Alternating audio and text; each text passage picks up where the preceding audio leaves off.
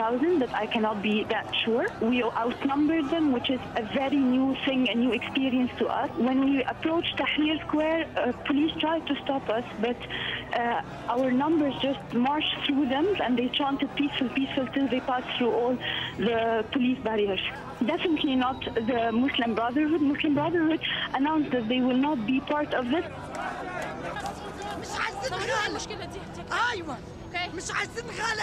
We're tired. Stop inflation. We're suffering. We love Egypt and we defend Egypt, but we've had enough. Voices roaring into the night. Egyptian men, women and children called for the resignation of the president. They shot at us. They shot at us. Why? I don't know. Who are we? The enemy? Am I an enemy of the state? I came here to ask just for rights. I came here to ask for a home. Shortly after midnight, that's when it became clear to everybody that the police, their patience was wearing thin.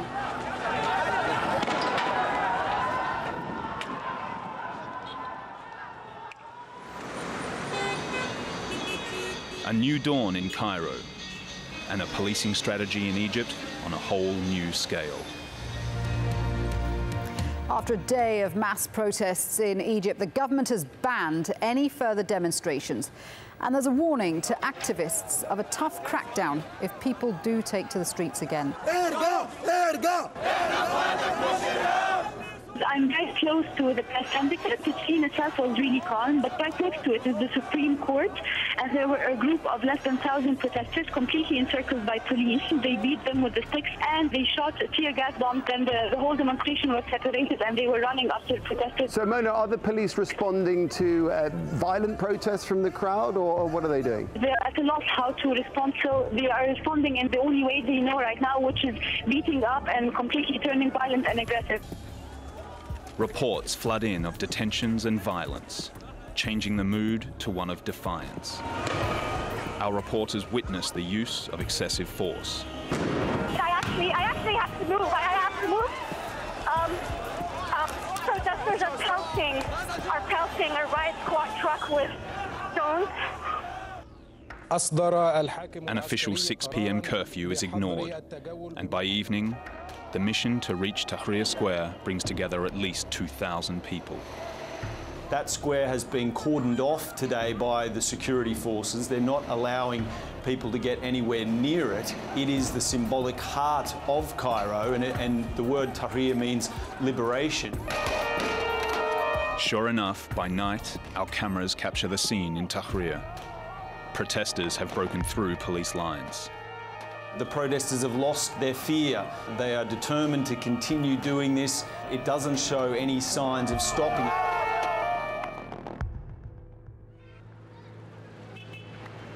News that several hundred Bedouin in the Sinai exchange gunfire with police proves this struggle no longer belongs to urbanite Egyptians. Amateur footage shows a 22-year-old there apparently killed by a single gunshot to the head.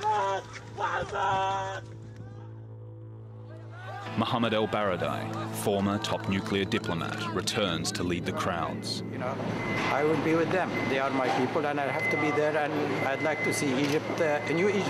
You know. Political support, moral support.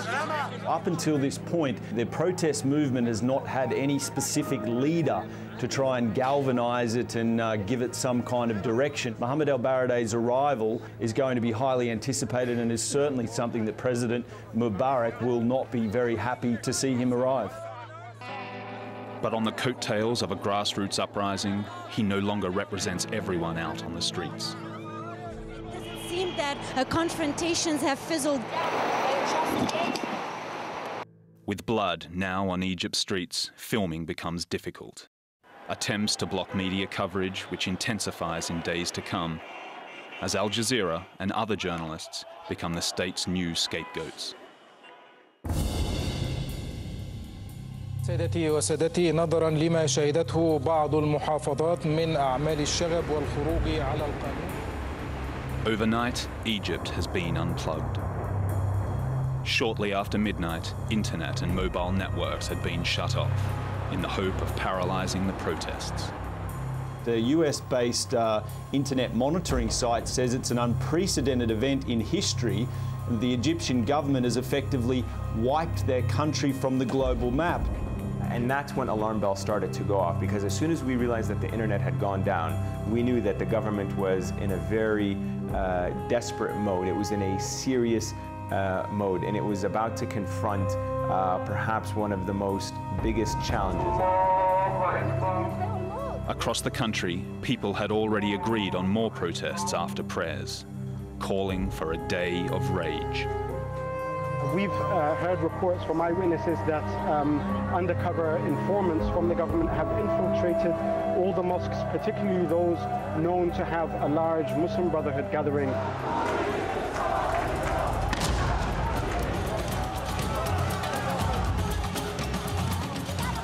And it seems to be a desperate action by the government. That seems to be the feeling on the streets as well. Why is the government resorting to such desperate measures? Because if anything is going to push these people over the edge. By early afternoon, our correspondents in Cairo, Alexandria, and Suez were witnessing deliberate violence. We went to the mosque in Giza. I noticed that the police posture was very, very aggressive, and almost instantly they started firing water cannons. As soon as that didn't work, they quickly began to fire tear gas. This scene was unbelievable. I mean, we had essentially become besieged in the mosque.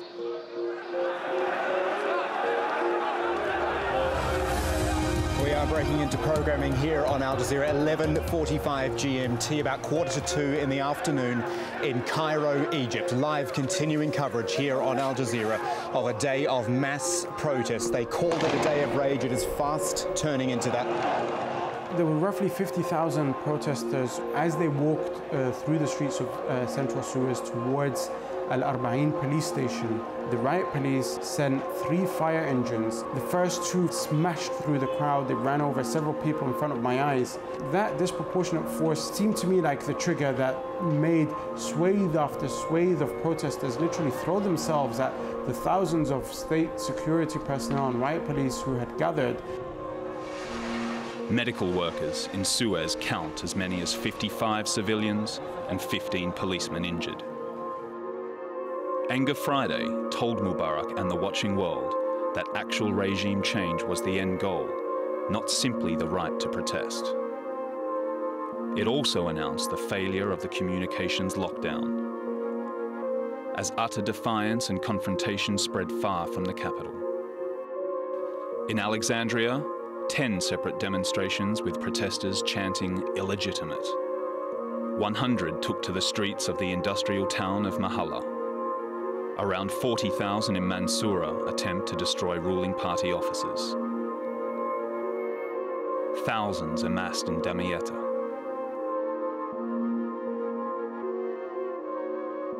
And also in Port Said. Around 600 clashed with police in Ismailia, birthplace of the opposition group Muslim Brotherhood. In Suez, protesters took over the central square. And even touristic Luxor, far away in the south, saw a 15,000-strong march dispersed by tear gas.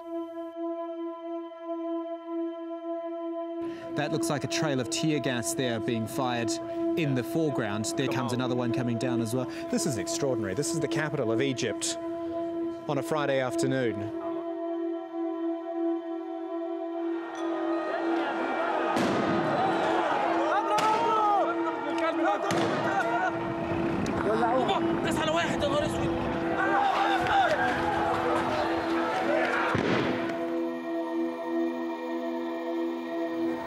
You can see more tear gas being fired at the protesters, and more of them are coming our way. Yeah, sorry, Kamal, it's just where more tear gas canisters are being fired direction of our building, actually towards the protesters, and you can see. Take your time. 1 second, stay with us, come on. تعال أحمد بدل. تعال.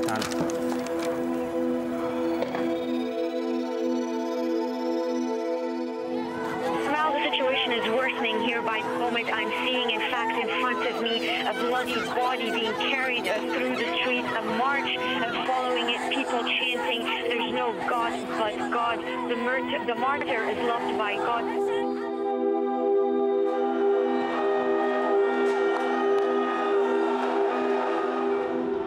By 6 p.m., the state strategy on the ground was changing.